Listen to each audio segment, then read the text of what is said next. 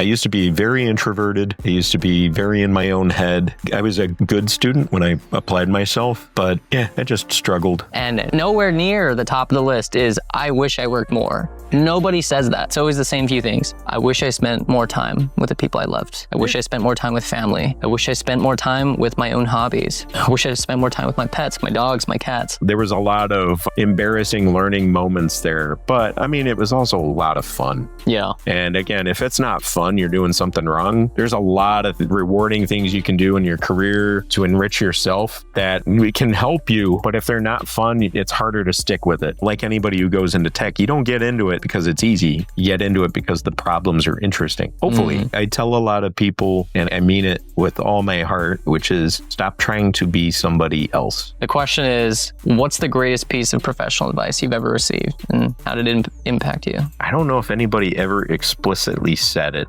but you kind of...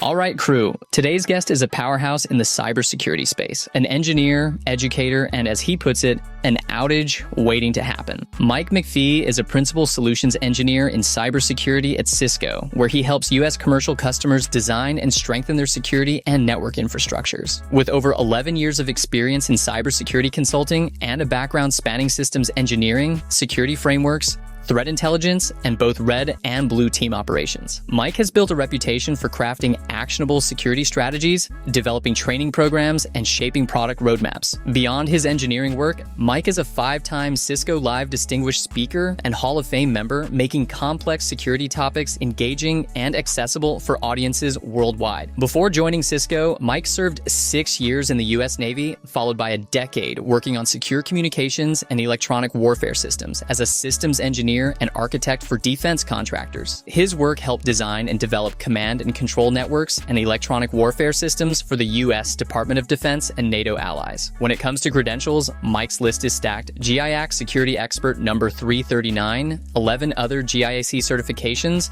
Cisco's CCIE in routing and switching and security, Cisco Certified Design Expert, plus a Master of Science in Information Security Engineering, an MBA, and a Bachelor of Science degree. Oh, and did I mention he's also an author, researcher, and patent holder? But when he's not deep in cybersecurity, Mike keeps busy in a different way, driving his kids to soccer tournaments, traveling with his family, experimenting with woodworking, and planning his dream all-grain homebrewing setup. Strap in and get ready for an out-of-this-world conversation. Welcome to KO's Launchpad, Mike McPhee.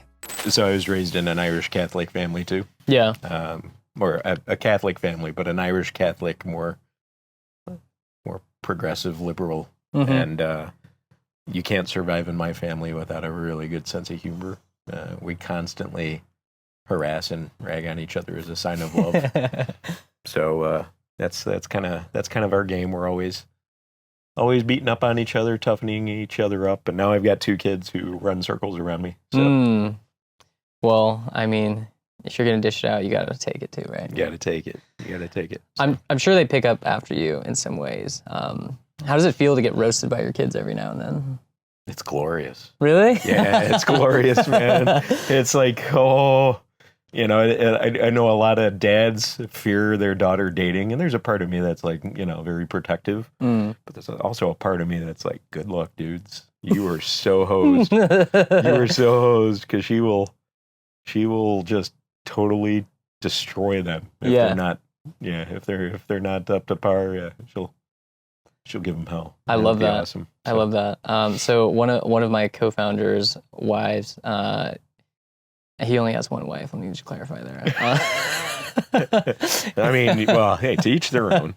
She was raised to be a fighter, and I'm pretty close with her dad. I actually just recently stayed over at his place, and he had almost exactly the same sentiment. And like, I can see that same joy and like the glory in being able to say something like that. I think it's awesome. I hope one day, should I have a daughter, if I'm blessed with one, I can say the same thing. Yeah, I mean, Joe, yeah. Kids are fun, man. They're a blast. And I heard somebody refer to when you have a kid, it's like you take your heart, pull it out of your chest, you give it legs, and then you spend a whole bunch of time going, oh, please, oh, no, don't, But I think the payoff is once they get to be little mini adults, you start to see like this crazy cool set of personalities coming in. And like my son and daughter just Yeah, my wife and I are really dreading them leaving. Not because we want to control everything, but this is like the comic payoff. This is when all the fun happens, and it's like, crap. I'm sure they'll be grateful. I'm sure that they're going to take, all these incredible lessons that you and your wife spent your entire lives or their entire lives teaching them, and they're going to bring that to all the people that they love too. So in a way, you get to live vicariously through them eternally. And they've promised they'd put me in a nice home too. So I got that going for me. Oh my goodness. I've had a similar conversation with my mom where she had just asked me, she was like, "You're going to take care of me when I'm old, right?" And of course I am. Of course I am. That's the way I was raised. But I had the audacity to tell her, like, I'm going to put you in a home.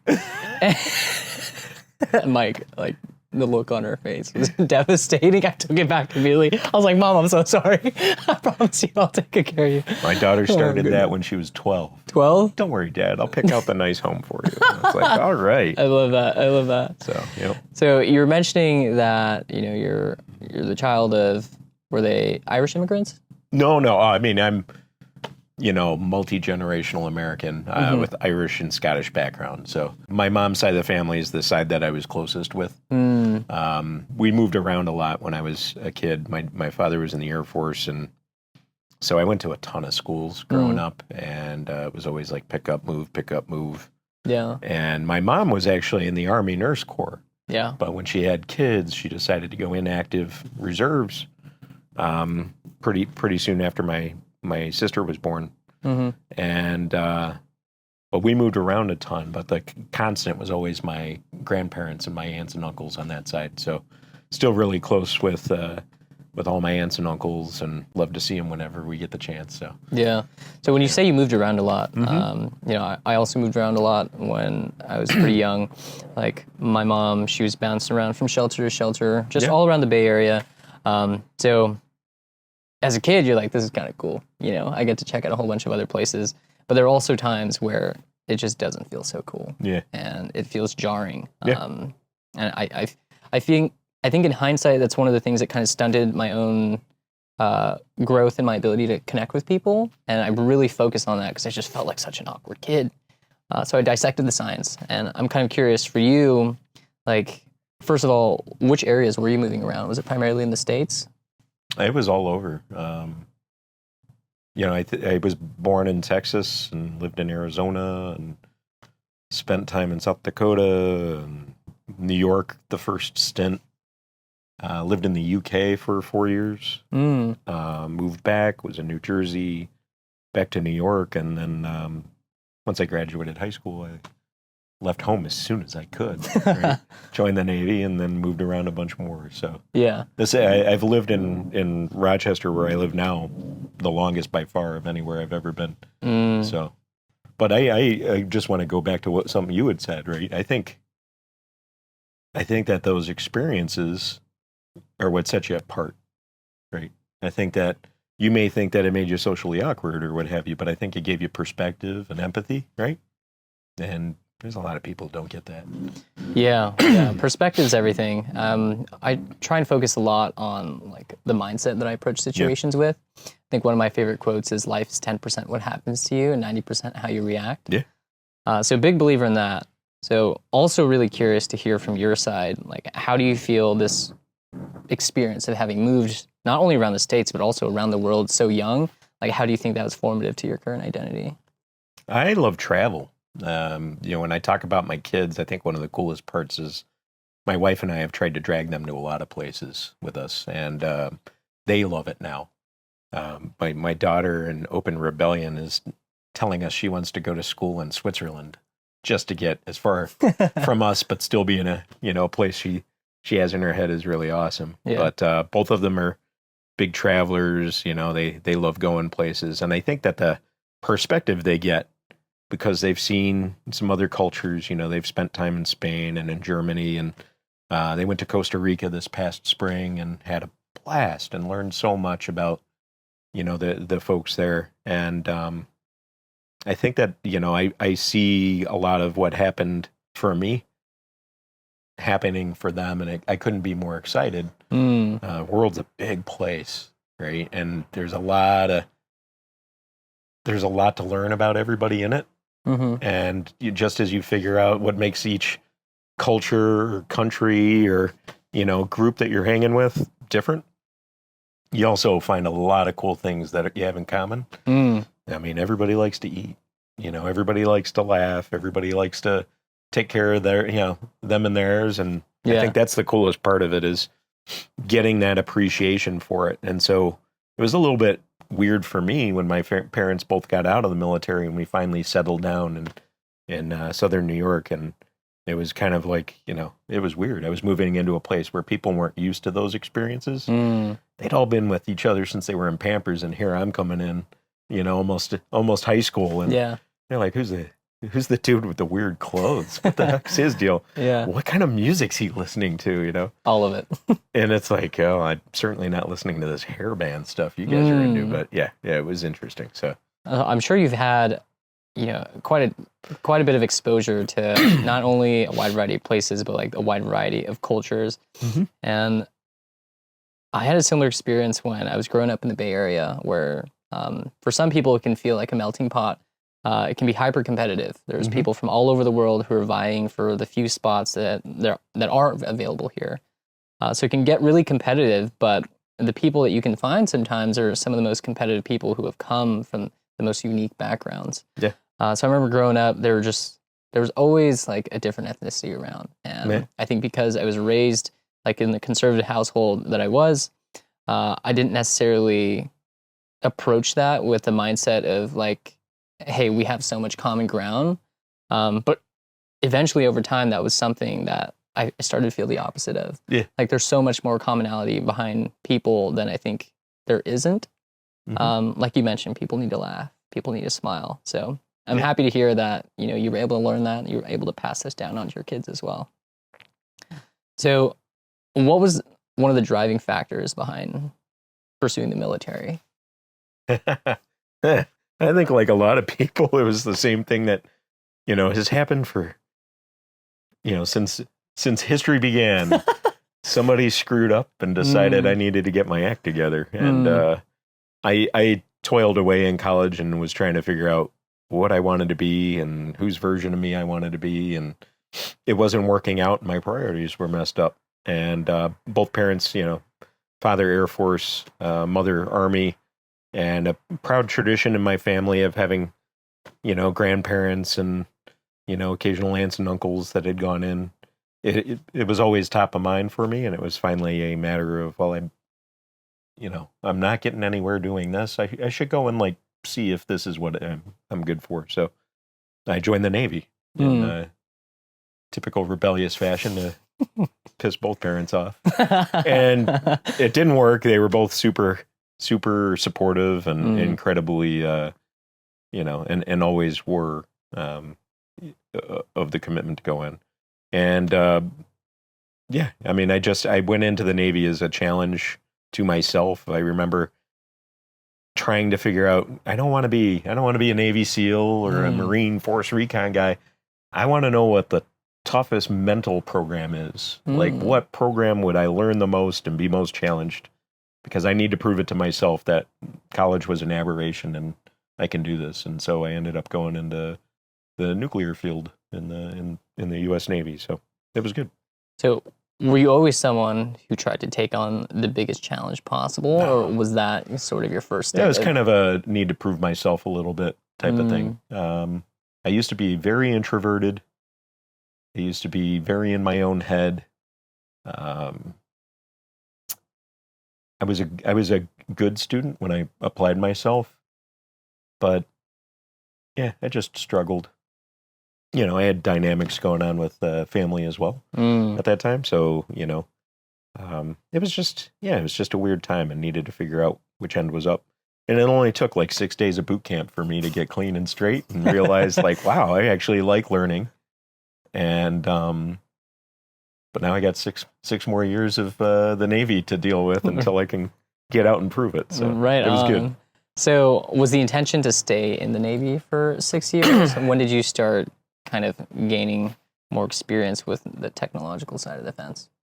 Yeah, so I went in as an electrician's mate And it was very technical, but it was on the physics and chemistry and some of your kick butt natural science type stuff, and I loved it. But I think that when you enlist in the military, you're typically doing so without that same, like, hey, I got a bachelor's, I've got options. And so you get to a point where I enlisted for the first 6 years with a let's wait and see.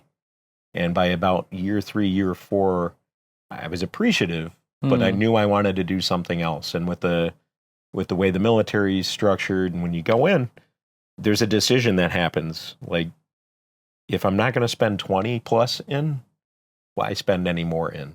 I've got potential. I can go back to school. I can do this right. I can get a new career. And so that's what I decided to do. I was aided by some physical challenges with bad feet and surgeries and stuff like that ended up disqualifying me for sea duty. So I kind of, made it a very simple and regret-free decision. But yeah, after that, after my 6 years were up, I got out of the Navy and went to school and never looked back. It was awesome. Gotcha. So was it your intention to go back to school when you wrapped up your career at the Navy? Like, what was the mindset that you were in at that moment in terms of defining what the next steps in your career were going to be? Yeah, I always knew I was going to go back to school. I just didn't know how. I didn't know if I was going to go back to school to become an officer, because I had lofty ambitions and dreams of world conquest, and none of that came to fruition. I mean, I eventually smartened up and realized I know I don't want to be a nuclear operator the rest of my life. It was interesting stuff, but it was interesting because of who I was with and the way we operated. I didn't see a future for me with the, heavily regulated, civilian nuclear power. And so I knew I wanted to go back to school. I knew I wanted to do something technical. And when it became clear that I didn't have 20 years ahead of me in the Navy, I wanted to get out. And when I did, I got back out and I went to Rochester Institute of Technology and got a bachelor's in electrical engineering tech. So it was good. So it sounds like you were able to establish a pretty strong and solid electrical engineering background, or at least foundation, in the Navy. Is that pretty accurate to say? Yeah, well, and to be fair, I studied a lot of it before I joined the Navy. And in the Navy, I finally found myself. It was like the third time I'd taken physics. And I realized, like, oh, this is actually really cool. I'm getting it.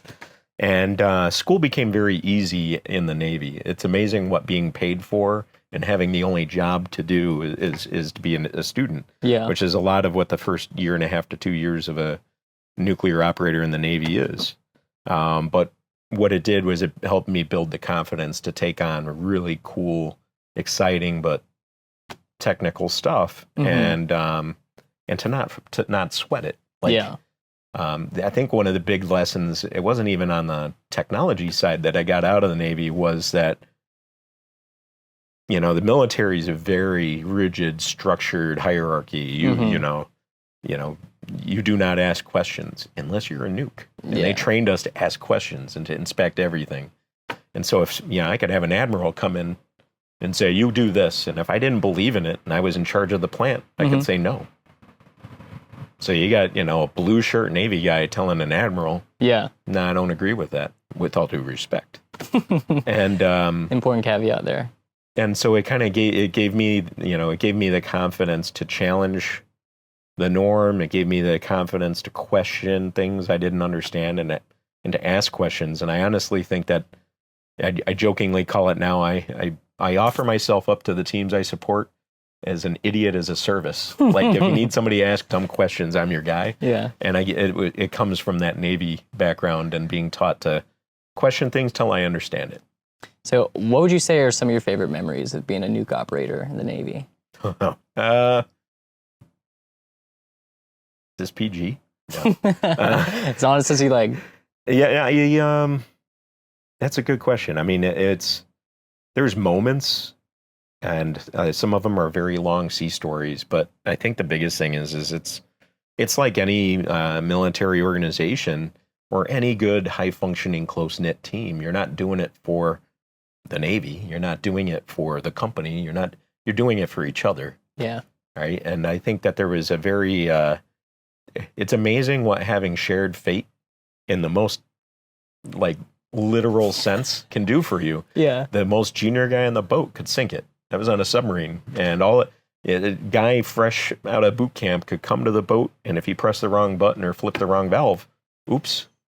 And so what that does is it really instills in you a sense of shared fate and responsibility, not just to like don't screw up, but also to make sure others don't, and to like work with them to ensure that they're not going to kill you.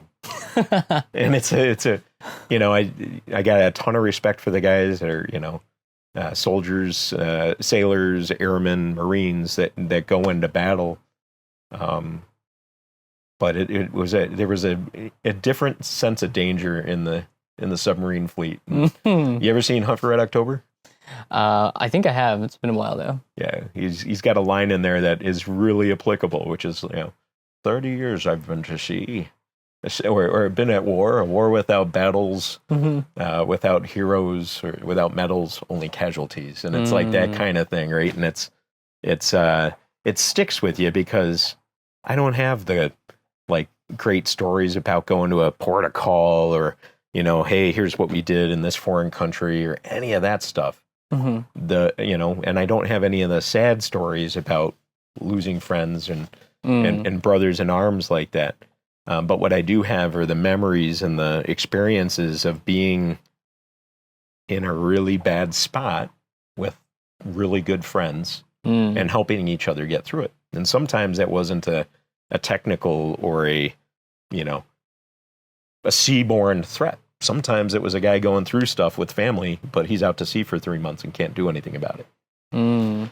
Sometimes it's a guy struggling with, you know, with a relationship or whatever, and having to spend all of that time unable to address it. And so you learn to kind of look out for each other that way too. So just like you don't want them flipping the wrong valve or hitting the wrong switch, you're also like checking in, like, hey, Kale, you cool? Yeah, you good, man? You good? What's really going on? And so you get to know people a different way. And I think that's the thing I cherish the most about my time in, was getting that close with those guys. So well, you're also in a very tight, confined space, I'm imagining. Oh, it was palatial. It was palatial. Oh my goodness. No. So, do you have any memories of being a nuke operator where there was a moment where the hairs on the back of your neck just stood up? Yeah, a lot of them. I was out to sea when the Kursk sank. So the Kursk was a submarine the Russians had, and it sank, and they think it was due to a malfunctioning experimental torpedo. And we didn't know what happened. We just got a message that said, run and hide. And we didn't know why. And it was a scary time because we thought, and there was a, you know, possibility that had cooler heads not prevailed, Russians thought we sank their ship. We didn't know what happened. We thought one of their ships sank. And so all around the world, submariners underway were, you know, the pucker factor was at a max because we're all like, what's going on? Yeah, diamond clenching at that point. Yeah, man. And the stress of that, not knowing why you were all of a sudden at a heightened operational, you know, paranoia. And yeah, there's always something wrong when they cancel field day, which is clean up the ship. When they cancel that, you know, something's happened. Something serious. You don't take field day away from the Chiefs. They love to inflict the pain and make you get in the bilges and scrape and scour. So when they take that away, you know stuff's real. So if someone were just enlisting today and they were considering being a nuke operator, what's some advice you'd give them? Best people you'll meet in the service, honestly. Like it's got a really high attrition rate. It's very high stress getting through the program, but it makes everything you do after feel really easy. And I think anybody who decides to go into the military, God bless them. Wish them the best and, appreciate that. But do it for the right reasons and make sure that, you're okay with that effort. It'll pay off. You'll have friendships and, a brother or sisterhood that you wouldn't get anywhere else. And yeah, it was great. And I would also say stick to your guns. Make sure that you, if you don't want to go submarines, don't volunteer for submarines in a sleep-deprived and semi-conscious state. Submarines were awesome. Oh, goodness. But yeah. All right. Well, wow. Yeah, I'm glad that you said this out loud, specifically the bit about how when you go through the pressure of a potential nuclear threat, everything else after that just doesn't really seem that much stressful. Well, and I so when I say nuclear operator, I was operating a reactor plant or helping, with the power. So that's how we make the, submarines be able to go out to sea for a long time. We had nuclear missiles on the boat, but I wasn't involved with that. But there is kind of a factor. I had a colleague at Boeing that taught me something that I had heard once, but never picked up on. But when he started using it, when I was working there as my first job out of college, it cracked me up, but it's also a mantra, which is, what's the worst that can happen? They can't take away my birthday.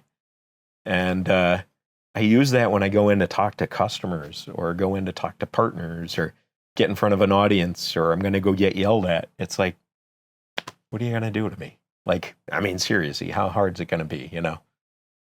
There's going to be bad outcomes. There's going to be adversity that you encounter, but none of it's anywhere close to the life and death situations that a lot of people find themselves in with much more seriously, dangerous jobs. And once you do that, it kind of frees you a little bit to keep things in perspective and to just, not get too uptight about things. That's fair. That's fair. Sometimes I think back, especially when I'm about to face something that I think or perceive as pretty stressful, like a big presentation or a big talk. And I just flash back to what it was like when I was on the line at Chipotle or when I was on grill at Chipotle, which is arguably the worst job there in terms of like difficulty. It's hot. It's probably 200 degrees back there. And the plancha, which is right in front of you cooking 50 pieces of chicken, is also running at 550 degrees, the surface of it. So just constant heat, constant fire, and then people start running out of food. Or the line calls out something a little bit too late, and now everyone's staring at you, which just adds to the factor of stress that you're feeling. And then you have to think about, wow, I possibly could have just made someone's day worse. Someone who came to me while starving, and I have to own this responsibility while chopping up this meat while sweating. And I feel like those are such formative experiences. I think everybody should work in a kitchen. Everybody should work in a professional kitchen just to appreciate what people in, the food and beverage service go through. I worked in a restaurant for a few years, through high school, and just prior to leaving for the Navy, actually. I dishwashed, I bussed tables, I, helped do prep cooking. I did, I flipped pizzas. I worked at 2 different restaurants. I bartended. And that felt like a really high stress job. And then I got in the Navy and I was like, I could have just told the guy, hold his horses. You'll get your gin and tonic, relax, I gotcha. But, yeah. So you mentioned something off camera earlier where you are really good at setting boundaries. And I think that is a really difficult skill. I think that's a skill for you to be able to harness and execute, because I feel a lot of people are sort of people pleasing. Like that's the society that we have. Like, what can you do for me? How can you help me? How can you get something done? And then there's always this pressure of leadership kind of looking down on you to deliver. But now seeing like the context behind where you've been, like either as a bartender or operating a nuclear power plant, being able to tell someone no, I think is so liberating in so many ways. Oh yeah.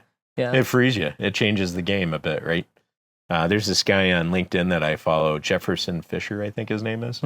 And he always gives you three tips for dealing with a toxic personality, or 3 tips for this, or 3 tips for that. They're fantastic. But so much of it is about taking back control and not making excuses for your feelings, but helping explain to others, like, I'm allowed to do this. This is my right. Sorry, Mike. All good. There, but this is my right. This is my, I need to do this. Yeah. And it's liberating once you realize that you can do that.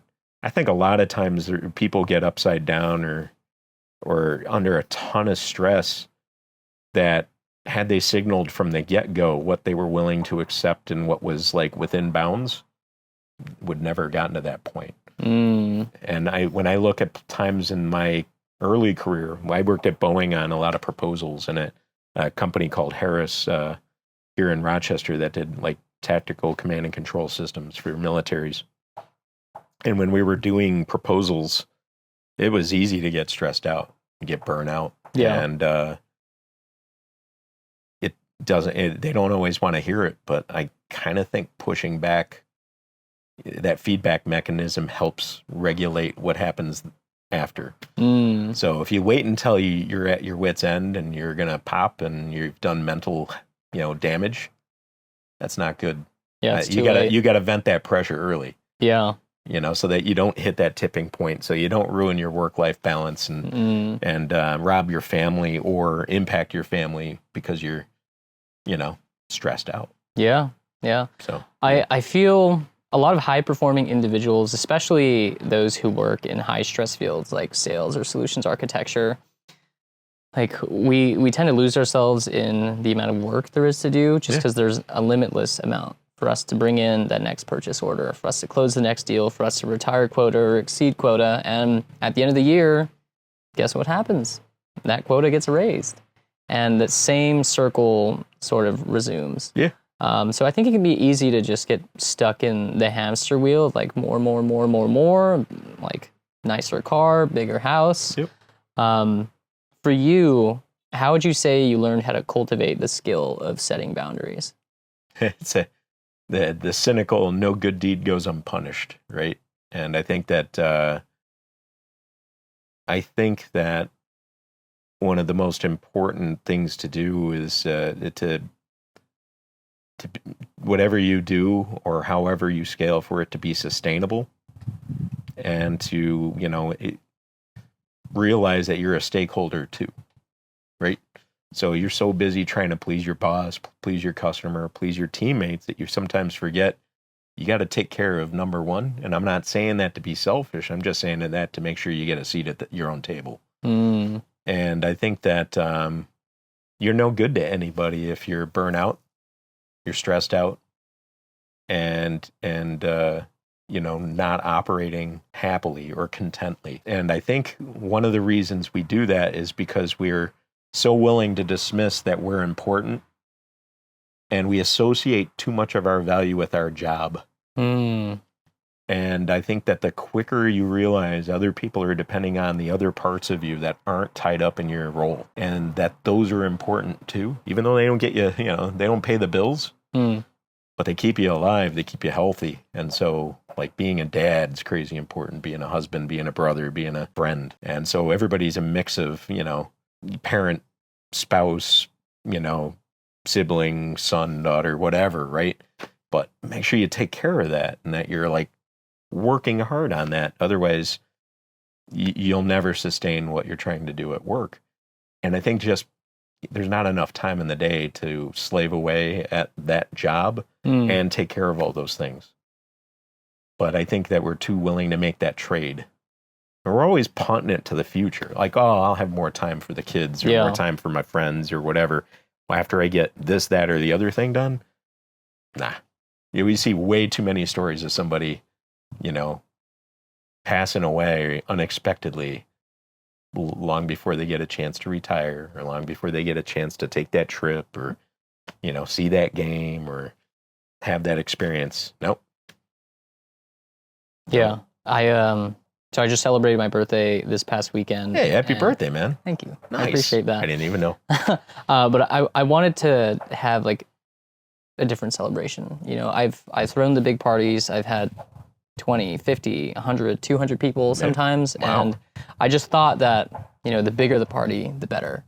And after I'd thrown probably the biggest party I'd ever had, it was actually a quite miserable experience for me. Really? Oh. Yeah. And it wasn't because I wasn't surrounded by people that I didn't love. Like maybe that was an artifact of it. How many people can you truly love, right? Like 200 is kind of a lot. No, but we love all of them. But we love all y'all. Yes, we do. You told me not to talk to the camera. We're going off script. Sorry. We're going. But I was thinking that at this dinner, I wanted to have, the most quality company around me. Yeah. And we did this exercise where after I had cooked up some steaks for everybody, while everyone was eating, I just wanted everyone to just share something that they were grateful for. And that I wanted to share a video with them, or a line from a video that I'd watched when I was a teenager that has just kind of been an inkling in the back of my mind, and it always pops up when I'm super stressed. And it talks about how we should do this mental exercise of flashing forward to when we're 99 and on our deathbed, and think about what are the 5 things that you wished you did more of. And it turns out this has been surveyed and asked to thousands of people, and nowhere near the top of the list is, I wish I worked more. Nobody says that. Yeah. It's always the same few things. I wish I spent more time with the people I loved. I wish I spent more time with family. I wish I spent more time with my own hobbies. I wish I spent more time with my pets, my dogs, my cats. Okay. And I think that's like eye-opening perspective that's very, very helpful for someone to hear. But in practice, much, much more difficult. Yeah, no, So I get you, man. how did you learn these lessons? I think you mentioned that there was always got to be some sort of tipping point we reach, right? Oh, I got burned out. I think everybody goes through it at least once, right? You got a yellow jacket there, buddy. Sorry, they're around. Yeah, I thought that was a chill bead. Good thing you called No, that out. They're punks, man. Yellow jackets. Satan's minions. I think everybody hits a wall. It's just how many times it's kind of like, hey, doctor, this hurts. It hurts when I do this. Well, stop doing that, right? And I think, 2 or 3 times into my early career, I hit that wall where I was like, just exhausted, and I let them do it to me.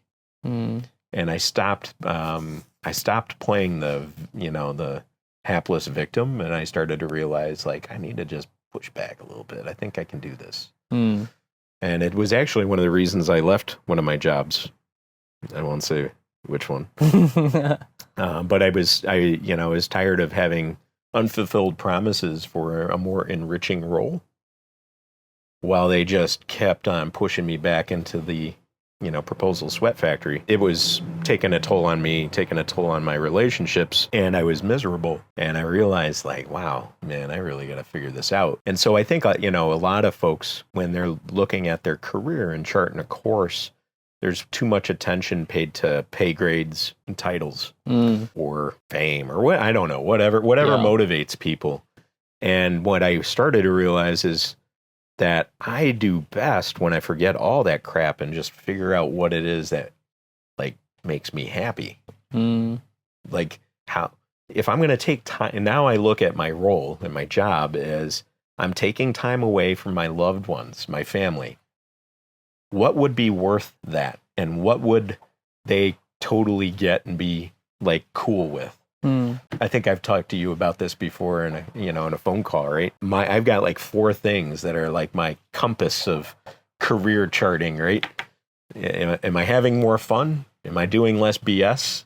Am I having a greater impact? And is the work-life stuff in check? Is the family happy?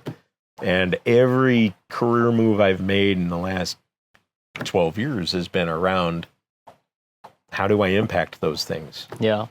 And if I'm not improving in all, in at least 2 of those things, I seriously consider whether I should even give it any more thought. Yeah. And you can call me chief bottle washer, or, poo-poo face or whatever. But if I'm having fun and I'm hitting all 4 of those buckets, I'm good. Yeah. So. That's huge. That's huge. That's one of those lines that I feel like is going to resonate. You're someone that, I get the idea, is very intentional in the things that they do.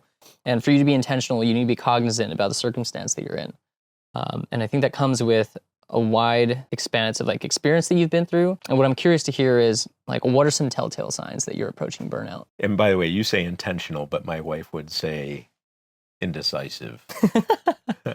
She says I will research the heck out of anything. So I'm the same way. Decision paralysis almost, or analysis paralysis. Yeah. Indecision's the key to flexibility. So It's a really good question. I think I've gotten.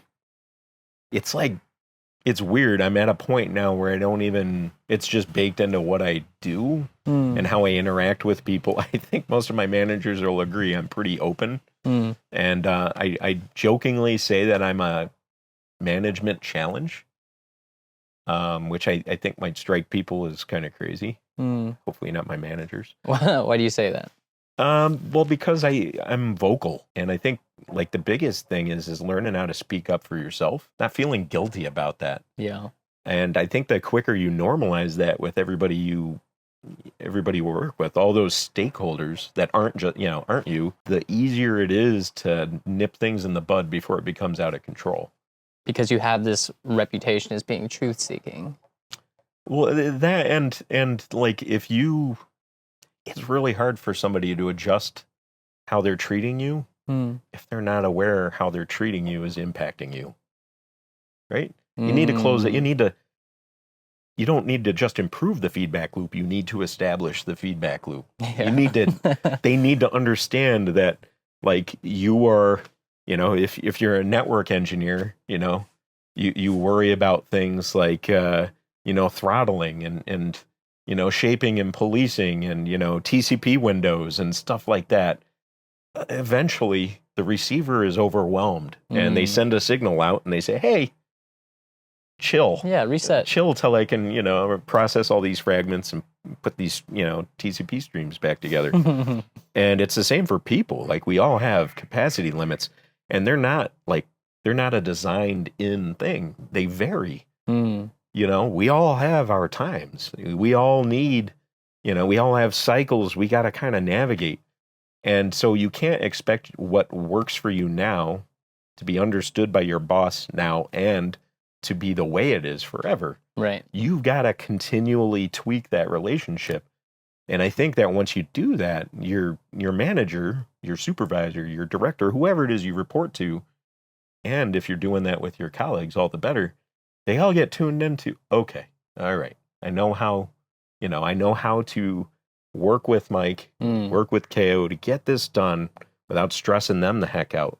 And oh, by the way, the results will be better. Yeah. Yeah. Sometimes people are in such a hurry to get stuff done that they don't get it done right. Yep. And it's kind of that good, fast, cheap pick two, right? And at the extreme, like I think people don't force the pick. They just put the unreal expectation on themselves that they're going to get that done. Yeah. And then when you do that, now you're committed. And who wants to let anybody down? Not me. And so the best thing to do is to let people down early before there's any expectations. And you're not really letting them down at that point. You're just calibrating their expectations. Gotcha. You're helping them understand how you work best. And I think most people, would err towards good if given the chance. Give your leadership, give your colleagues a chance, give your customers a chance to see you at your best. And the way you do that is by having a balance. Yeah, I think that's really well said. I feel for a lot of people, especially for those who are earlier on in their career, the common advice is say yes to everything, do it all, like make a name for yourself. I think having this perspective is really, really valuable, especially for people who, are just starting their career or haven't quite yet, or even entertaining, or the ones who actually want to advance and maybe notice a trend where they keep bumping into a wall where they just can't push any further. I'm definitely someone who tends to push until my body physically cannot. And I don't think that's a sustainable path to success. Yeah. So hearing this, I think I'm already pulling so many gems away. I'm sure other people will too. Oh, thanks, man. I think the real, it's a job. It's not a hobby. And so there are going to be times where your leadership needs to ask more of you, or your customer or your team needs to ask more of you. And you're going to have to kind of make some small micro sacrifices, but they need to know that's a sacrifice. Yeah. They need to know that this can't be normal, and that this isn't the best way for you to work, so that those occasions are limited. Yeah. Some advice that I heard before is like ask permission to be great. Like if you're going to go above and beyond, let people know that you were going above and beyond. Otherwise, that standard of work might not ever be appreciated. Yeah, they'll take it for granted. They will. Yeah. And Yeah, that's a huge lesson. Like, just at the beginning part of this conversation, I feel like if I could have had this when I was, Me too. Earlier on in my career, Me too. I could have benefited Me so too. much. So now let's get into sort of the transition that you had Which out one? of the military. Oh, okay, yeah. So you had mentioned that you were in a couple roles afterwards. One of which you're doing a lot of proposal work. And before that, you were doing. I believe you wrapped up your education at RIT. That was my first degree. Yeah. First degree, okay. Yeah. So that degree was in Electrical engineering technology. electrical engineering technology, and that compounded off the knowledge base that you already had from your time as a nuke operator, Yep. As well as some of the physics study that you were doing prior to. Yeah. So Yep. at what point do you start making the transition deeper and deeper into technology? Well, I mean, this is one of the funny things when we, kind of as an aside, I find when IT people talk technology, they're talking about information technology, information systems. Mm-hmm. But I got a bachelor's degree in electrical engineering technology with the intent of going and designing, radio communication systems, Mm-hmm. GPS and, all kinds of cool stuff. And I think technology is pretty broad. And so a lot of people will say, you're on your fifth career. Like, have you got it right this time, or are you sure you're done? And I think the key is that all of this stuff's interrelated. And so when I got out of college and I went to work for Boeing in the integrated defense systems, not on 737 doors or anything like that, I learned an awful lot there. And a lot of my struggles with learning to manage expectations and stuff, I started to kind of, I felt the pain there, I felt the stress, and I started to work through things. But I saw that the more I focused on things I really enjoyed, the more I enjoyed the work, and that the work became less of a stress, and that the time started to just kind of melt away, and that I was also enjoying my time outside of work more. And so, like, I was working on, communication systems for missile defense and, software-defined radios and all kinds of cool stuff there. And then when I made the transition to the tactical communications company up the road, it was more of the same. I started to kind of work through things. But that's the spot where I actually started to realize maybe information technologies, talking about IP-based, architectures and stuff might actually be a thing. And part of that was because I was working on all these proposals, and the militaries all over the world are all moving to IP at the time. And I got sick of losing proposals because the network guys didn't understand networks. And so I started picking it up as kind of this is interesting. You're like, I'll become that. I think I can do this, and I took a CCNA class, and, that was it. I was hooked. And so I started doing that, but it was always to supplement my core job at these places, which was to develop architectures for proposals to go and win business with NATO or, with the U.S. Department of Defense or, Homeland Security or whoever. And towards the end of my time at that company, I started to say, man, I really enjoy this so much, I want to make it my full-time gig. And so it was just kind of like an organic move. It just made sense. It was like, hey, what do I want to do? And as bad as I thought that role was becoming, I moved into an even worse role as my first job in IT. And I made the mistake of jumping right into a network team lead role as opposed to an operator role. And so I was given a lot of speeches about how I was going to be able to do all these things and make great changes and improve an architecture and develop a team. And I moved into a place where that wasn't the case. But about then was when I was starting to advocate really well for myself. And so I left 1 year to the day after starting to come join Cisco. That's awesome. So it was good. I tell people it was my Shawshank experience. My last, year and a half, 2 years at the last DoD contractor job was really hard because I felt like I wasn't living up to the biggest part of myself, right? Or living up to my own expectations. And then I'm, made my escape to move into this new career path. Mm-hmm. But I had to get through that 1 year tunnel of poo to get out. And now I'm chipping paint in San Juantaneo and enjoying myself here, waiting for Red to show up. So love that. Yeah. So something that I think a lot of people will run into over the course of their career is that the job that's advertised to you may not necessarily be the job that you are actually working in. Yep. So what's your advice to someone who is looking to make that career transition? Like, how can they make a better informed decision about reconciling the difference between what a job is advertised as and what the job will actually be? That's a really good question. I don't know if this is abnormal, but I've gotten to a point where I realize that the negotiations don't stop when you accept the role, right? And that if you're in a place that is so rigidly defined that you can't find a way to benefit that company in a way that maximizes your happiness and your strengths, it's probably not for you. I've been really lucky and supported really well by, all of my leadership for the last 10 plus years at Cisco to kind of make the role what I want and what I need it to be for me to be my best. I see. And I think you saw that too. There's a lot of ways somebody can show up as a solutions architect. There's a lot of ways somebody can show up as a cybersecurity consultant. Some of us show up with, more in-depth expertise in a particular solution. They're keyboard warriors. Some of us show up with encyclopedic knowledge across a bunch of areas. And some of us show up just like to talk a lot. But if you can find a way to make that work and it benefits your employer, it should be part of the discussion.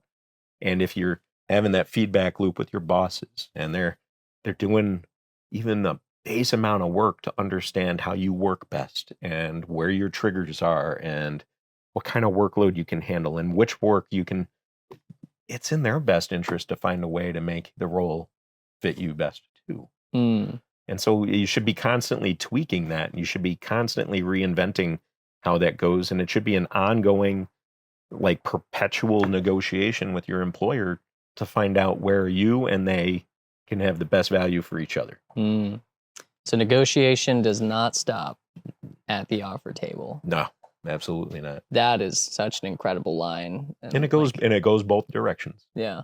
Aha moment for me for sure.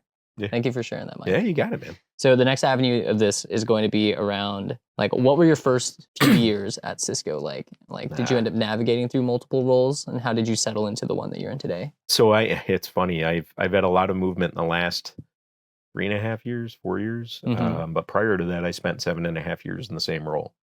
I made grade level progression and stuff like that. But I was a frontline field, sales engineer, and it was good. But I was starting to get in that rut of feeling like, the Dunkin' Donuts guy. Time to make the donuts. Like waking up, time to make donuts. It was getting repetitive, and I was working less on the things I really enjoyed at the time. Security was a collateral duty for me. It was like a focus area. So I had to do the whole portfolio, but hey, can you please also help with security opportunities and be strong in that? And I really liked that.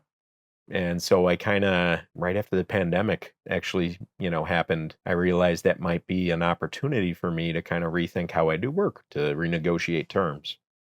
And luckily, an opportunity opened up on the security team that covered the Northeast. And I saw the rec come through, on LinkedIn, and I reached out to the manager and I said, I think I want to jump over there. How's it going? And he was like, oh man, I was wondering if you were going to, I was wondering if you were going to see that message. Yeah. Which is always a great sign. So Mike, thank you. But it was like, and then once I got there, I think I was 5 weeks into the job as a technical solutions architect covering a region as the security resource. When he called me up again and said, hey, I know you've had the job for all of about 5 minutes, but we have this thing called a multi-domain architect role. And he goes, and it just kind of getting a feel for how you work and what you like to work on. Again, that communication is really important. Making your boss understand how you work best. He says, hey, I think you need to apply for this. I'm like, I mean, you're scraping the bottom of the barrel. You're getting the brand new guy to come out and apply. He goes, well, we got a few people. He goes, but I think this might be up your alley. And he was right. I went and I applied. And by then, like I'm going into interviews with that attitude of what's the worst that can happen? They can't take away my birthday, right? If it's not right for them, okay, it's all right. You know, I really like my current job. I'm happy doing that.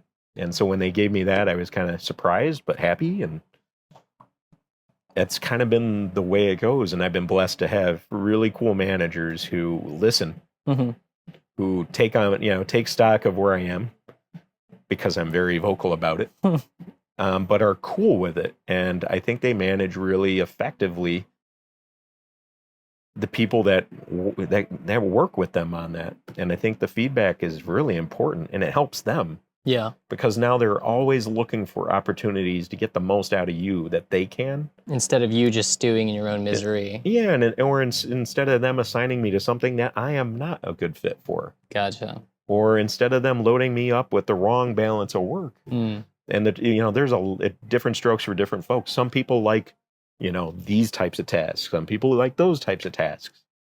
We all have a different mix, a different optimal mix, and none of them are managing just a person. They're managing a lot of different competing, personas and stuff. But the more clear you are about what yours is, the easier it is for them to say, well, I know what to do with him. Yeah. And it's less guessing, I feel like if you're not communicating, you're almost doing them a disservice, because they've got to guess, like, I don't know, what's he really going to be good at? Yeah. I think that's a great call out there. Yeah. For someone who's uninitiated, an organization like the Cisco's or the Microsofts or the Palo Alto networks, when you say portfolio, it's everything. What does that mean, and how does a role like that compare to a specialist role like a security TSA or security SE at this point? So a portfolio seller at Cisco has to contend with a catalog of more SKUs than Walmart, or it used to be anyway. They're working on getting that down. But it's, generally speaking, a portfolio seller, a field SE, has to worry about being really strong in what the fundamentals are at Cisco, which is the networking technologies. So routing, switching, wireless. And then they also have to worry about helping to sell all of the data center technologies, whether it's compute or AI or storage or data center networking, which is its own big thing, right? And collaboration. So if you use WebEx or you use Cisco phones or, Desk Pros or whatever, you got to worry about those. And then you got to worry about IoT, and you got to worry about, so it's a lot of stuff. And what it means is you got to be very broad, like mile wide, inch deep on all these things. And it's really hard to focus on something. So a natural progression for a lot of folks at Cisco and at other broad portfolio companies is you may start with that broad view, but as you get a little worn out, or you get a really good understanding of what interests you, you start to pivot towards that, and you look for ways to focus on it. And so luckily at Cisco, we have that opportunity a lot of times to make that jump into a specialization, into a different part of the architecture. And so for me, that was, security. It's still a really broad portfolio just on the security side, as you well know. But it does, you do start to focus on the types of customer interactions you have, the sorts of problems you're helping customers through. And that helps you, gain an expertise. It helps you concentrate your focus, and it allows you to not dilute your attention to a bunch of things like licensing of, video endpoints and stuff like that I used to despise. So no offense to the collab folks out there. No offense to them. Yeah. Like when you go from selling in a role where you have more SKUs than a Walmart, and then now you're in a role where you're selling enough SKUs, I believe there's at least like 30, 40. Actually, in security now? No, the count of SKUs is got to be substantial. I miscalculated that entirely. I was thinking about entire product lines. Yeah, we're in the teens, high teens right now, as different solution sets. But even that, like at Cisco, where there's a consolidation going on, a simplification. And I think, we've seen other competitors talk about their platform strategy. Cisco, by its very nature, has had to move towards that because of all that complexity. And they've been doing great work on it. So we are getting to the point where that is. But like anybody who goes into tech, you don't get into it because it's easy. You get into it because the problems are interesting, hopefully. And I think one of the keys is as you go through this, like people going into engineering or architecture, they should be curious. Yeah. Curious about the subject matter, curious about the problems they're there to solve. And if they're not, I mean, that's okay, but don't waste your time. Go find something where you're, where it excites you and it helps you get out of bed. So. No, I think that's excellent advice. I told you earlier that when I was a SOC analyst at NASA, I think almost half a decade before I had ever worked with you or sat in a WebEx meeting with you, I had actually known who you were because you owned a certification called the GSE. And for those who are uninitiated, it is quite possibly the most difficult certification in all of cybersecurity to earn, just because of the prerequisites, the body of knowledge you need to have, the exposure to multiple domains, not just within security, but within IT and networking. So when I was a SOC analyst at NASA, it was really popular for you to earn one of three certifications. One was like the GSEC, Security Fundamentals or Essentials, GCIH, which was Incident Handling, and then GCIA, which was Incident Analysis, Intrusion Analysis, which allows you to dive into PCAP, Wireshark, T-Shark, all kinds of fun stuff that was genuinely applicable within the SOC. But when you earn one GIAC cert, which for additional context, like these certifications can cost upwards of $7,000, $8,000, sometimes $10,000 a piece. There is a work-study program where you can get it subsidized, and I think you support on like an AV perspective, and you can get the certification and class attempt dropped to like $2,500. Might be a little bit more than that these days. Who knows? So after you earn one of these, naturally you're like, what's the next one for me? And you keep going. Then you keep going. For me, I tapped out at 3. And but at one point in my life, I thought I was gonna shoot up the ranks and earn a GSE someday. So at NASA, within the SOC, we had this day where we all kind of got bored. It was a little slow, and we just started Googling all of the GSEs, like all the certification holders, and your name popped up on my screen. And I remember looking at your career, and I was like, "Wow, love to meet this guy someday." Lo and behold, I'm filming a podcast episode with you. Never meet your heroes, folks. This can be disappointing. So for context, there are less than 350 GSEs, I believe. It's in the high 300s at this point. Like it's got to be like 380ish now. So there is less than 400 of these certification holders on the face of the planet, and there are millions of practitioners in cybersecurity. So it's really like an outstanding career achievement. And this is just one of multiple industry acclaimed certifications. I haven't even talked about CCIE or the 2 CCIEs that you own, which is another career-long achievement. So I'm trying to paint the picture that this is not an ordinary thing for people to do, to study this hard, to want to learn this much. And I'm curious to hear from your perspective, like what was the motivation behind pursuing these certifications? Hear the term goal-oriented. I think people just need to figure out what kind of goals motivate them. So I don't think that certifications are right for everybody. They were helpful to me. As we covered earlier, it took me a while to get into this current career, to wander over. And one of the things that you get into is when you're in an industry, some people enter in their teens and you're coming into it in your mid 30s, you got some ground to make up. And so with my first CCNA, I think I got my CCNA when I was 35, 36, somewhere around there. And it became this thing of how do you boil that ocean, or how do you eat that whale, right? There's so much to know. And boy, wouldn't it be great if somebody would just give me guidance as what I need to figure out. Well, they did, right? So with the Cisco certs, that's what those blueprints that come with every certification is a charted path. Like, hey, we think that a junior network person should understand this body of stuff. And here are some recommended resources. Here's some topics. And when you get done, we'll help you validate that. And so for me, it's certification. It's all about the journey, not the destination. I needed to get and make up ground and become proficient and conversant in those sorts of things. Because at the time, I thought I wanted to get in and be a keyboard jockey. And it wasn't, it was a couple of years into my cert journey, and I'm doing it all self-study, but those blueprints, gold, right? I got to the point where I started to realize Yeah, I don't know if I'm a keyboard guy. I'm kind of an outage waiting to happen. And so I started to learn, though, there's value in somebody who can translate that stuff into non-technical speak, or A lot of who value. yeah. And there's not enough people who were focusing in on how to communicate about that stuff, as there were people who just wanted to do it. And so I started to focus more on that. And I look at certifications as just validation that I'm on the right track. And so I did a ton of Cisco certs, the two CCIEs and the DE. I was telling you during, lunch, it was like the first one was a massive struggle. My route switch was awful. It was hard on me, hard on the family, big stress. And I made the commitment when I decided to do the CCIE security that I was gonna chill out, and I was not gonna sacrifice anything.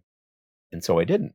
And I got there a little slower, but boy, I got there healthier. And right about that time, I started to realize, like, I really love learning this stuff, and the certs are just a great excuse to push forward and find a new goal. And so there's never been a real method to the madness. There's never been I've got to go and I've got to do this cert. I must, And it culminated with when I was still a field SE and account SE. I wanted to take a couple of classes like GSEC and GCIA that I thought, boy, those are cool. I want to do those. And I went to my boss, and understandably, he looked at the cost and he says, you got to be out of your mind. I don't have that in our department training budget. And I was at a Cisco internal virtual team summit where we all congregated in San Jose. And Moses Frost, you know who Moses Frost is? Really sharp guy. He's a SANS instructor. He used to work at Cisco, teaches a lot of cloud pen testing and stuff. And he was also helping with the web pen testing at the time and stuff. He was mentoring me along with about 18 other people at the time. And I had mentioned I was struggling with that. And he goes, well, we have a master's program at SANS. Wow, that changes the game. He goes, comes with discounted courses that actually, you get the certs as part of the degree, and you get to charge it to corporate tuition reimbursement, not to your department training budget. So I did my boss a favor, and I enrolled in that master's program, which included a minimum of 8 certs on the way. But what better way to kind of get that exposure? So I was super excited for it. And at the time when I started the program, the GIAC Security Expert was a required piece of it that they quickly removed from the mandatory requirements when they had to pause everything during the pandemic. And so that's how that changed. So gotcha. Okay, so we talked about CCIE, and you went over how the first experience was just not the healthiest. But you needed to get through that in order for you to understand how you can be intentional with doing it the second time, right? So that influenced some of the game plan. Yeah. So tell me what it was like studying for the hardest certification in cybersecurity. It was honestly just a continuation of what I'd been doing as I was going through the master's program. By the time I got to completing the master's program, they had removed the requirement, but they still had the entrance exam requirement, which was a 4-hour, lab, based exam. And man, prepping for it, I was like, this is so cool. This is the coolest stuff. And I'm so close, and I'll never be this close again because I know me. I'm going to have another hobby by the end of, that week. And so I started prepping for the GSE practical. And right about then, they moved the GSE practical from being a single exam to being 3 discrete exams. And each exam being 4 or 5 hours. And, scheduled separately, but had to be taken within a certain time. And they were piloting this at the time. And so you could sort of break it up, but the topics were broad. You take the GSEC, right? The GIAC Security Essentials. Yeah. You take the GCIA, you take the GCIH, and instead of saying these books contain almost everything you need to know, you instead get these books give you a pretty good idea as just how many other things we could ask you. Oh, no. And so a little secret, for the folks who are pursuing the GSE, it's a lot easier if you actually do this stuff for a living, as opposed to talk about it, which was unfortunately where I was. So there was a lot of embarrassing learning moments there, but I mean, it was also a lot of fun. Yeah. And again, if it's not fun, you're doing something wrong. You know, there's a lot of rewarding things you can do in your career to enrich yourself that can help you, but if they're not fun, it's harder to stick with it. Yeah. And so, you know, we talked about how like I guide my career. Well, when I'm doing certs, I'm always looking for certs that stack as many benefits for me as I possibly can get. Is it going to help me? You know, is it going to help me have fun? Cool. Oh, and it helps my job? Even better. Oh, and it's going to solve these customer problems, and it's going to make me more lethal in this, and it's going to, oh my, okay, you know, and it stacks. And the more of those things you've got going for you, the easier it is to blow right past all of the barriers and adversity. I see. Because eventually you're going to get to a point where you're burnt out. Yeah. Or you're going to get to a point where you're frustrated, or you're just, you know, you're demoralized. And the more of those benefits you have stacked up, the easier it is to just flip the switch and say, I'm not going to let that stop me. If you're only doing it for your employer, or you're only doing it because you think it'll help you get a job, or because you think everybody expects you to have it, not going to cut it. Yeah. I remember when I was studying for GCIH, it was like I have a smile on my face. It was so fun just to read about the tools, how like offense actually informs defense. You want to become a better defender, you should probably know a little bit of offense. You want to be a more lethal offensive security professional, you should probably learn a little bit about how that IDS functions. And I just remember just going through the pages. I also had an incredible instructor, John Strand. Oh, yeah. Yeah, he's just so captivating in the way that he speaks. Yeah, he's a fantastic instructor. Quick note on that. It's so much easier to learn from someone who's passionate about what they're teaching, and they've got like an engaging way of speaking instead of the rote. Well, I think that's what it stands. You know, a lot of people have mixed feelings about the cost and stuff, but they typically deliver very passionate experts. Yeah. That when you're learning something from them, they are like, you know, world leading experts in that. So yeah, I think that's one of the big benefits of that program. But there's a lot of up and coming training. Absolutely. You know, like you see what you know, the Cyber Mentor, you know, TCM Security is doing, and it's fantastic what Heath Adams and that whole team have done. It's great to see what John Strand's companies have done. You know, Black Hills, TCM. Yeah, Black Hills, and you know, the active countermeasures folks, and just Red Siege with, you know, Tim Medding is, you know, the Kerber roasting master, right? Yeah. Like what amazing people with such unbelievable communication skills and talent, and it's so much fun to learn from them. So yeah, and it's like a spy novel that you get to help write. I would say so too. I think a lot of people who are drawn to security, like, you either come in one of two ways. One, you were given this job just because no one else knew how to do it, or two, you found out about it and really wanted to do it. And I think I'm more of the latter. Like, I didn't have the experience of starting as an IT help desk or network technician or network engineer who was eventually bestowed upon these responsibilities of security that I never asked for.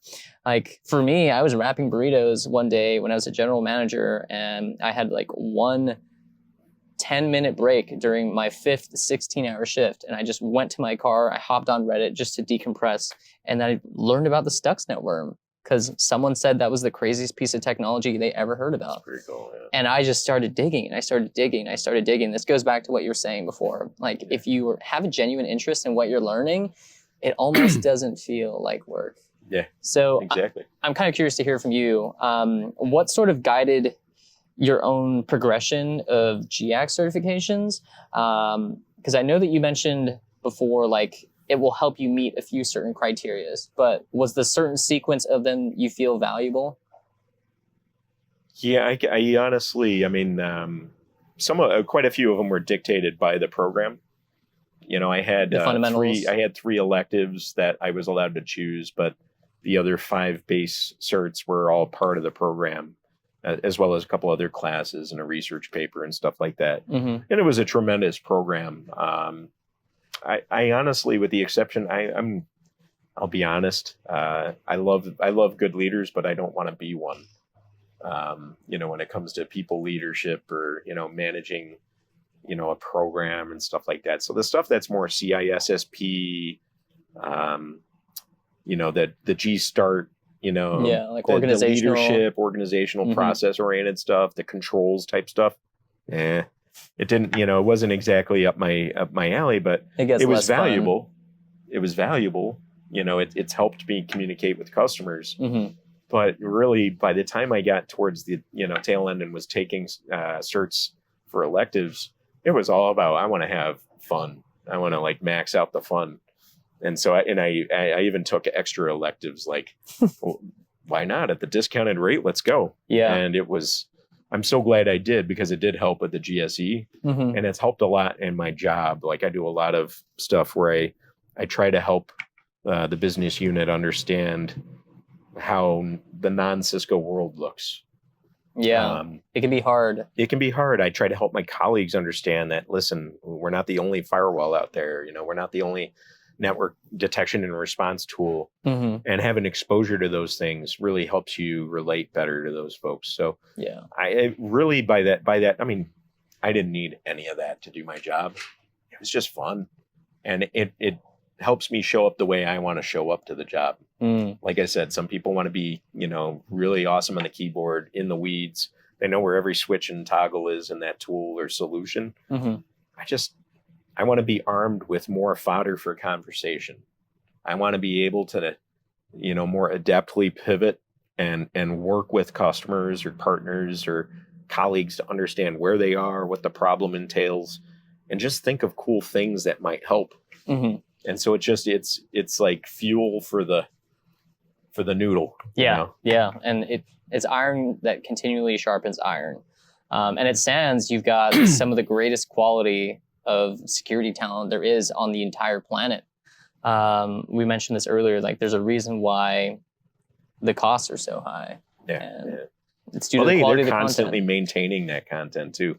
Like, it's not a one and done thing. I mean, a lot of those courses get refreshed 3 times a year. Yeah, which is incredible. That's insane. So how many GIAC certs do you own at this point? So like the GSE was my last earned one. Yeah. But they also kind of grandfathered in because they created the GIAC Security Professional. That's right. And so I think I'm at 15 right now. 14 or 15. Oh my goodness. But that includes GSE, which is now a composite of a few things. Yeah. And the GSP, which is kind of like a subset of the GSE. So yeah. That's incredible.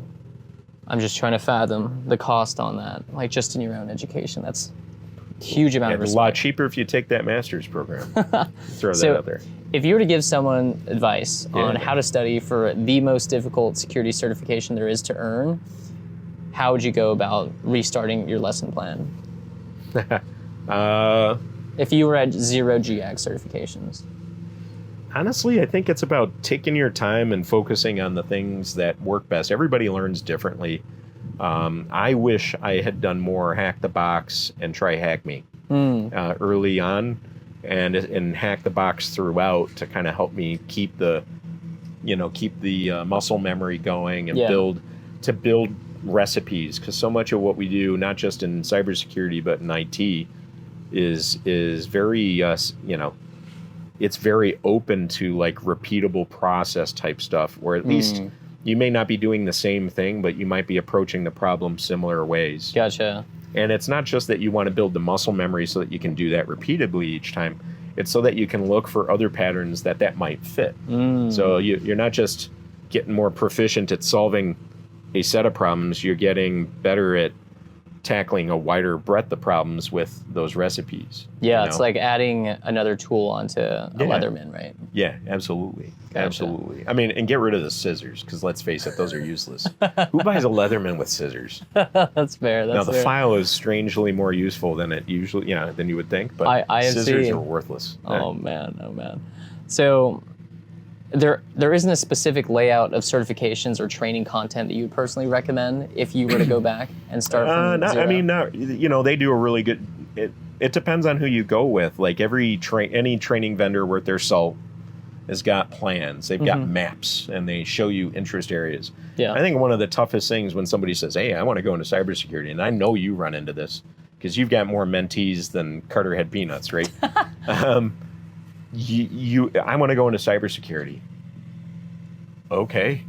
It's kind of like saying I want to be a doctor. A doctor of what? Yeah. I want to be a medical doctor. What kind? You know, there's just so many different things you can do, and it's about finding like what's your personality geared towards. There's folks like Rachel Toback who like are thought leaders on social engineering. And if, you know, there's people that never touch a keyboard, but they social engineer the heck out of people, and they're phenomenal at it. And she does a lot of great teaching on that. Yeah. There's people who do the, you know, like Deviant Ollam that do the physical pen testing. And when you see how they do that, it just blows your mind. Like, those are like no joke Cold War spy type capers that those folks deliver on. Yeah. And the, you know, the cojones it takes to do that's amazing. But I think it's about figuring out what does that mean to you? What's the most exciting part about it? And just go pursue it. The worst thing that can happen is you're really happy in your current role. You know, but the upside's huge. You might end up getting an even better role, you know?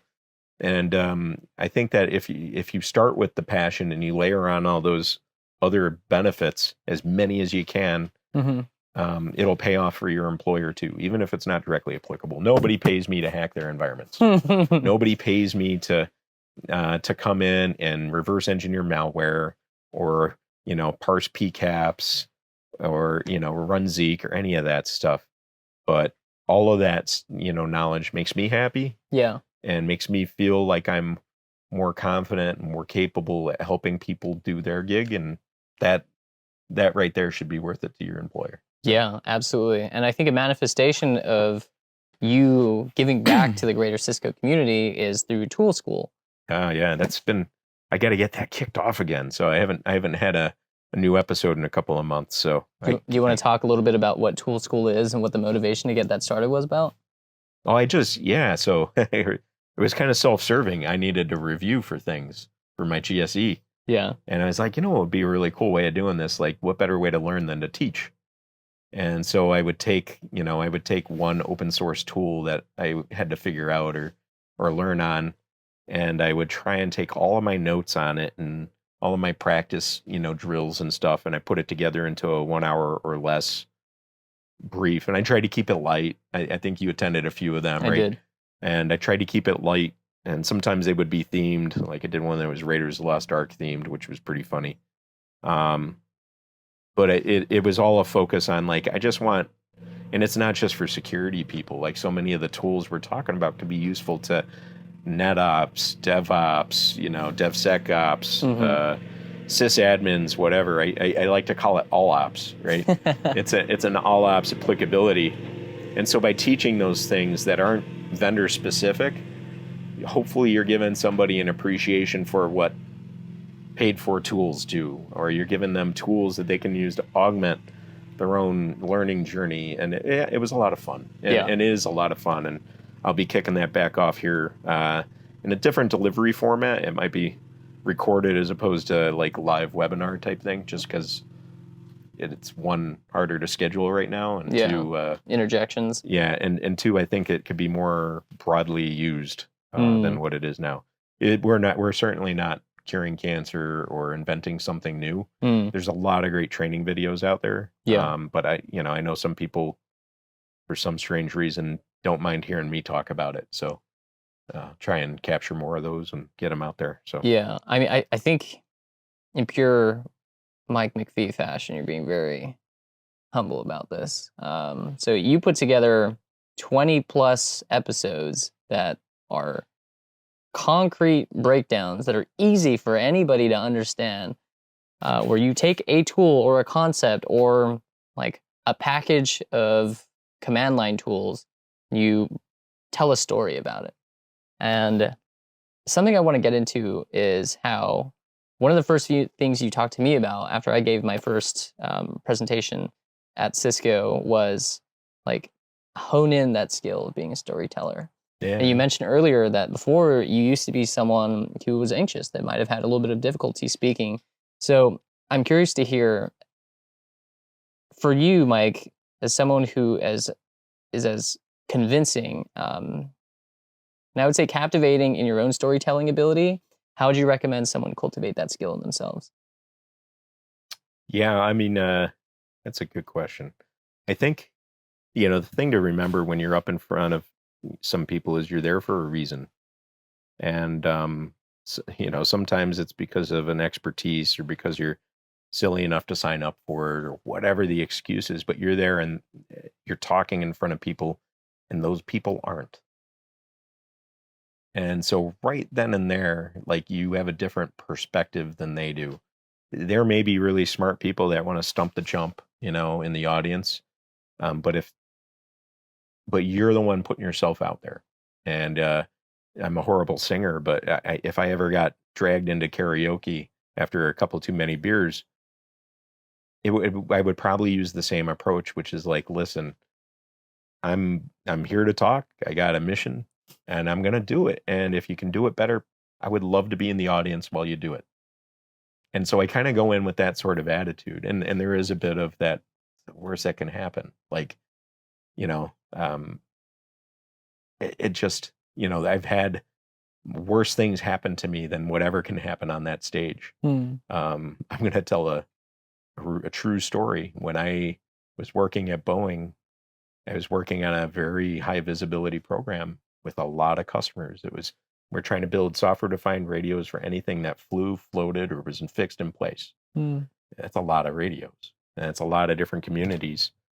And we were doing design reviews, and we were trying to help the government customers from all these places, 300 different stakeholders in a room, along with 80 plus of us during these multi-day reviews. And I had responsibilities as one of the most junior guys to present some pretty contentious topics. And I think one of my sessions was 50 minutes, 60 minutes long. And I was talking about technical performance measurements for this program. And I was the guy that had to break the news that we were overweight, we were, overpower, we were, underperforming on this, that, and the other thing. Growing pains of any development program. Had to make the most junior guy do it, though, right? Yeah, well, yeah, absolutely. And and I remember I get done, and I'm feeling pretty awesome about myself, and I'm stepping down from the podium, and the deputy program manager, Ellen, who was awesome and had a great sense of humor, she goes, Mike, that was fantastic. And the captain, the Navy captain and the Air Force colonel that were the co-leads of the program were like, great job, Mike. Awesome. Really good job. Really good job. And I was feeling super awesome. And Ellen goes, I thought that was pretty bold. You did that with your fly down. No. Sure as heck, like, oh my God. I spent an hour talking to almost 500 people with my fly down. And after that, there's not a lot of crowds that get me too riled up. Still didn't. I always check my fly though. I always check my fly. Look for crumbs, but the fly is always on the checklist. Is my shirt tucked in, or not tucked in as it is appropriate? Still didn't take your birthday away though, huh? Didn't take my. I still had a birthday that year. It was amazing, and I think that like when you've had that happen, I've had to do demos of very temperamental systems in front of the Joint Chiefs of Staff before, and congressional staffers and stuff. And so now when I get in front of a group of people, I respect the heck out of them, but I also know like it's going to take quite a bit to top the fly down in front of a bunch of, brass. So, okay. Oh my goodness. So, yeah. So I would say just don't take yourself too seriously. Yeah. I think one of the, having a good sense of humor about it, and a little bit of like, listen, by the time you're talking, the work's been done. It is what it is. No amount of worrying about it's going to change anything. Just go out there and, be passionate about it. Yeah. I was rereading one of my favorite books, The Four Agreements by Don Miguel Ruiz. And he talks about how in the human mind, we are experts at making ourselves suffer. Perhaps we are the only being like in the universe that can force ourselves to suffer over one mistake Mhm. for perpetuity, for eternity even. So I'm the kind of person where something really, really embarrassing will happen to me, and I will think about that over and over and over and over again. And then when it finally goes away, it'll be years in the future, and I'll be laying in bed ready to knock out. No! And I feel like for you, that wasn't something that you could have just gotten over with immediately. Like, what was the process of learning how to put that behind you? I mean, I took a good amount of razzing. Still with you today, though. I laugh at it. I tell everybody that story because I think that like everybody's worried about, oh my gosh, and they're worried about worst case scenarios. And I'm like, I don't know how much more worst case you can get than, flying the colors in front of everybody. and luckily luckily it was a clean underwear day, but I think that just had, it's one of my kids' soccer coaches way back when. He was all about control the controllables. And I think that it's a really good lesson for all of us, not just soccer players on his team. When, and I always have to check myself to stop worrying about things I can't control or that have already happened. Mm. And it's, you said at the beginning of, the first session here, 10%'s, what happens to you, 90%'s how you respond. And I think that's a key, right? I think the key to public speaking or the key to putting yourself out there and training others or leading others isn't so much to be perfect or the best. It's to share your passion. And I think that it's amazing how that attitude of an audience changes when they go from thinking that you're up there for torture versus up there because you're excited to do what you're doing. Yeah, the And audience can feel it. And they can feel it, and they like, you get done and all these mistakes because you're super critical of yourself. But if you've been doing it from a place of like you're sharing your passion and you're communicating your joy, Mm-hmm. I mean, we're all geeks here. Like, be excited about it. Yeah. And if you get up there and shamelessly share with that, you can make all the mistakes in the world, and the audience will be like, "What mistakes? That was awesome. I love that." And I mean, I'm far from a perfect speaker. I know it. I own it. I don't care because, frankly, I just really enjoy like getting out there, and it's amazing how much I learn from who I'm talking to. Mm-hmm. It's rare that I go to a customer, and I say this to everybody I mentor. I aim to get caught not knowing something 10 minutes into every meeting. And people go, why would you do that? And it's like, because I want to be caught saying, I don't know. That's really cool, though. Let's figure it out. Or let me get back to you. Has the added benefit of from then on, whenever you say something, there's some, well, he wouldn't lie to me. Because I won't. If I don't know, I like the lookups. I like learning. And that's why I'm in the gig. If I knew everything, I wouldn't be in this gig. Yeah. Nor is it possible for anyone. Nor is it possible. And so pretending otherwise or trying to BS your way through something, it's a non-starter. And I find that people really respond to like true, honest, curious discussions. And there's so many times where I go into a meeting and people are like, well, what do you think's going to be the outcome? I don't know. Let's see where they take it, And oftentimes the best ideas or the greatest, outcomes come from the audience or the customer. It's not me. Sometimes it's me just sitting there and asking the dumb question. And I think that's a part of all of this, whether you're public speaking or whether you're engaging with a customer or a team or whatever, is if you're afraid to ask those questions and gain an understanding of where they are, you don't stand a chance. Yeah. And if you turn that and you let them do the talking or let them teach you or let their reaction guide your way and not worry about it and just be in the moment, it's awesome. It's all gravy. So after serving as a Nuke operator, earning your bachelor's, your MBA, your SANS Masters, 2 CCIEs, 15 GIAC certifications, and 1 CCDE, after all of these accomplishments, all of these certifications, what % of the entire body of knowledge of cybersecurity do you feel like you can understand? Less than one. Less than one? I mean, honestly, it's always.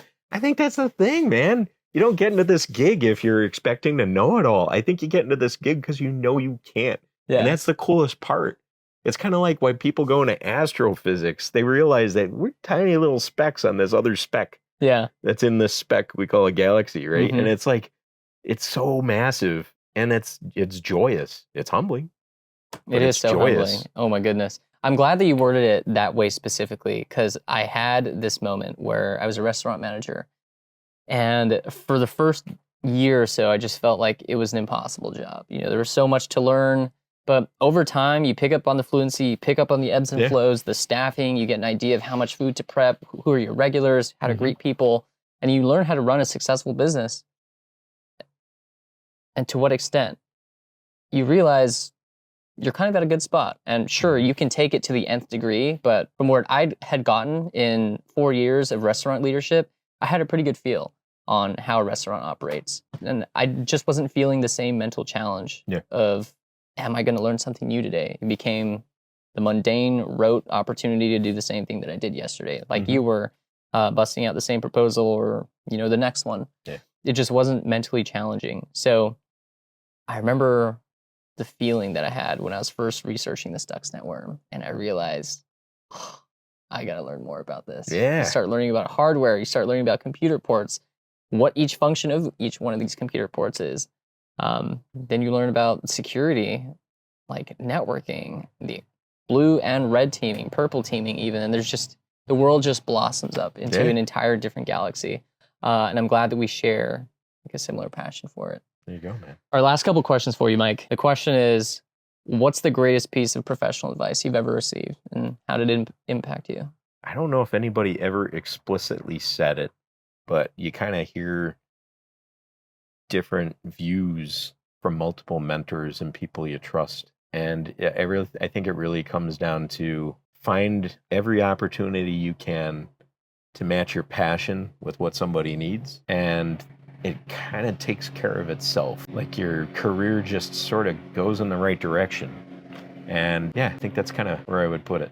Gotcha. Yeah. Thank you for that. You got it. Second question is, what's the craziest or your favorite story from the industry?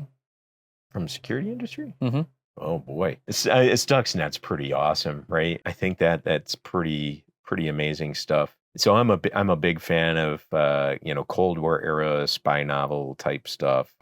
Or books about that. Like Ben McIntyre writes a bunch of really crazy stuff that are all true, and it's about Cold War spies and the sorts of things they've done and all that jazz. I think that most of my favorite stories come from understanding how nation states are doing things in cyber, and Stuxnet's a case. We still don't know officially who did it.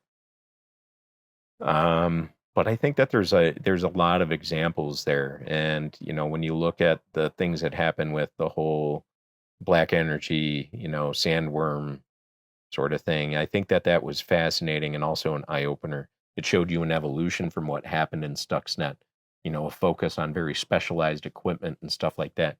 But it blended techniques and tactics that get used even on mom and pop shops and retail ops and, commercial businesses. Things like denial of service attacks and all that. And I think I know that some people feel the sense of dread when these types of events happen. And in the moment I do too, but there's also the curious side of me that just wants to know how those pieces all fit and knows I'll never know it all. And that's the coolest part. And I think that's, so those nation state sorts of things are really amazing to me. And I think that we have had a bunch of events that we still don't know nearly enough about that will become my favorites. Yeah. I think one of the more popular ones as of late is Cozy Bear's ability, or the act of shutting off the entire power grid of Ukraine. Yeah. I was reading this book. They Tell Me This Is How the World Ends. Have you read it? No, I've heard about it. It's on my to-read list. So. I think you'd be a big fan because it encapsulates the lore and the history of some of the biggest players in cybersecurity.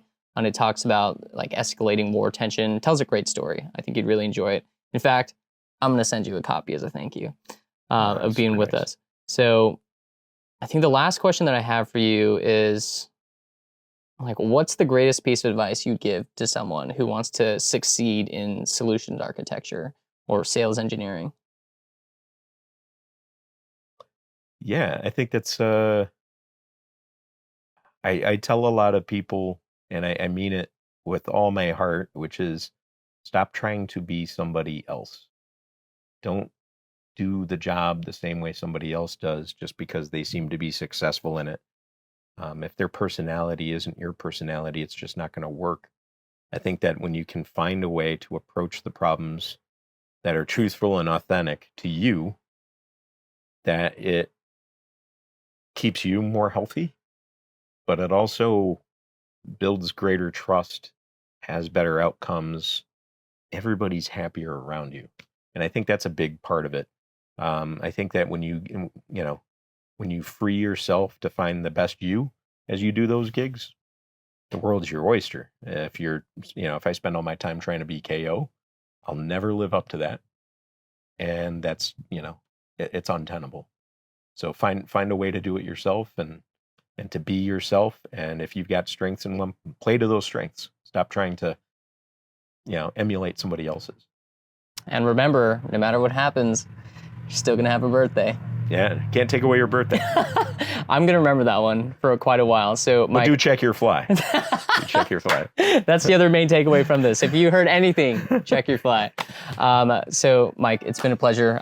Can't wait to film the intro. I know that there's so many like nuggets of knowledge in here that so many people are going to benefit. And I can't wait for you to hear that feedback from them, because they will come. So we have a tradition on KO's Corner podcast where we close every episode with a handshake. But it's a handshake specifically done in the way that me and my friends would do when we were kids. And we call it a dap, which is basically like this. And that's how I greeted you when I first saw you. Okay. Yeah, so it's gonna be nice and easy, all right? So just literally right here, that's it. All right, man. Thanks for tuning in to KO's Launchpad, where cybersecurity meets opportunity. If you enjoyed this episode, don't forget to subscribe, leave a review, and share it with others on their cybersecurity journey. Stay curious and keep charting your course to success. Until next time.